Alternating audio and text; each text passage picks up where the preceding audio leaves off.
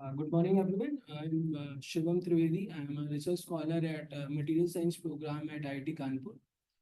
And today I'm going to present my work on printed dry electrodes for bioimpedance measurement using textile substrates. I've carried this work under supervision of Dr. Siddharth Panda and my colleague Satyam Srivastava.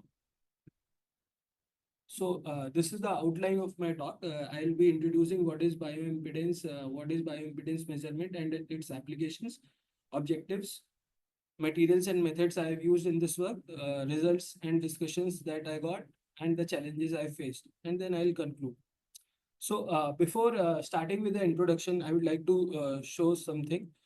The image on the left side of the screen is the image of my hand, which I developed a scar after prolonged use of a smartwatch.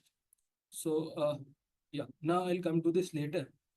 So what is bioimpedance? Bioimpedance is basically a non-invasive method of measuring electrical properties of human tissues, and how it is done. A weak alternating current of different frequencies is passed to the human tissue, and the measured voltage is measured. At high frequencies, basically the current moves across the intracellular and extracellular membrane and also the extracellular fluid, whereas at low frequencies, the current moves through extracellular fluid. So there are various applications uh, in human health monitoring which can be where bioimpedance can be used. For measurement of bioimpedance, there are two types of techniques like bipolar measurement technique and tetrapolar measurement technique. So in case of measurement technique, there are four electrodes wherein two electrodes are used for injection of current and two electrodes will be used for measurement of resulting voltage. Challenges that we face are introduction of noise or motion artifacts during movement. This is what this starts the actual work. What is why dry electrodes are preferred and why not wet electrodes? In terms of applications, there are various parameters like materials, skin contact, impedance, comfort, reusability, application type. Wherein both of them have their own applications. Gel-based electrodes are suitable for clinical applications, whereas dry electrodes can be used for long-term monitoring. And this is the equivalent circuit of gel-based electrode and dry electrodes. Applications include wearable electronic devices, disease diagnosis, etc. During my work, currently I'm in my PhD program, and my first objective was to come up with a best combination of materials that can be used for fabrication of these dry electrodes in terms of what substrates we have to use, what coatings we use, what conductive materials we use, and the encapsulation materials for these electrodes. So, when we talk about making a complete system that would be used for acquiring the bioimpedance signals, we have two basic steps, development of a electronic system and fabrication of a sensor. These are the sequence of steps that were involved in fabricating a dry electrode. First, we select a textile substrate, followed by pre-treatment. Pre-treatment is important because we want to make textile substrate printable, and then selection of an ink, printing of those sensors on the coated textile substrates, and then encapsulation of those printed conductive tracks, and then measurements. When we talk about fabrics, there are various kind of fabrics that are available according to the construction methodology and other basic material properties, and there are various composites that can be used. Printing technologies are basically two types of contact and non-contact. So I mostly use tensile printing in my work. Uh, my conclusion was like polyester plus spandex blend textile can be the best candidate, wherein we have picked four or five types of textile substrates, and based on the properties like softness, moisture absorption, stretchability, moisture wicking, conformal fit, thermal degradation, we did all these tests. Like moisture wicking test was done, all these tests, and we came out with the result that polyester spandex is the best textile substrate that can be used among these chosen materials. Then we went on to pre-treatment of the textile substrates. We have used two kind of coatings, that is STV-PU and STV-PVC. Basically, STV is heat transfer vinyl polyurethane based, It is a same material that is used in commercial printing of t-shirts and clothes. And we observed the wettability of the conductive inks on these polyester plus spandex textile, and we came up that PU offers PU and PVC both offer less than 90 degree, and hence they can spread easily on the textile substrates. Mechanical testing, we can see that PU has a less tangent modulus, and PU has a more tensile strength. So we did this mechanical testing and surface profilometry of the coated textiles. And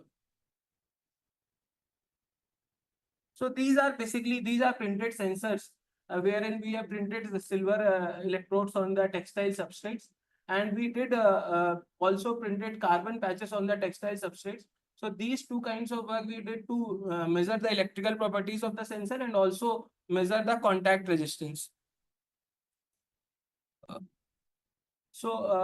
As we can see in the electrical properties, the silver on HTV PU coated textile was the best combination that offered least resistance. To measure the contact resistance of the electrodes, what we did is we printed a carbon patch on various kind of substrates like PET, textile, and then we used those electrodes as shown in this image, and we put it around the hand and we measured the contact resistance. And for encapsulation, we have used two kinds of material like PU material and PDMS material. In case of PU, during the heat transfer process, when we were trying to put the PU layer on the top of the conductive tracks, the resistance increased by around 200 to 300%. Whereas in case of PDMS, there was no resistance. However, after application of this process and during the bending cycle experiments, PU was much better in comparison with PDMS. So we did some basic measurements, and we observed the bioimpedance results for male and female two subjects after getting the ethical approvals. And we used 85940 bioimpedance board. And the goal is to just show the reproducibility results right now. And we are still working on the sensor and its measurements. Another experiment that we have done is we have put equidistant electrodes on the on the hand with a separation of 2 centimeters for each electrode. We use this for tetrapolar electrode measurement configuration, and you compared the results of commercial electrodes, AgCl, and textile electrodes. So the difference was around 40 ohms for commercial electrodes, but we got around 56 ohms for our fabricated electrodes, and this work is still, we have to do more so that we can match up to the commercial level electrodes.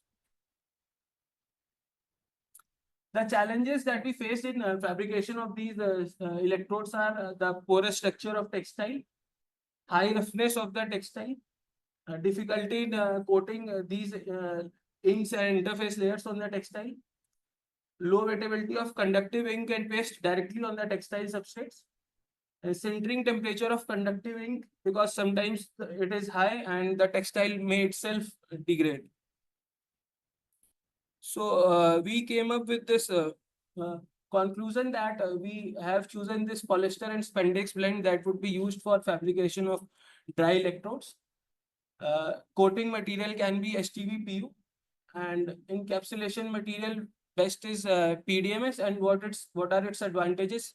Like it provides more robustness and sophistication to the electrode. And the importance of electrode size optimization that I showed in contact resistance measurement, that whenever the electrode size increases, the resistance is less. So these are the references.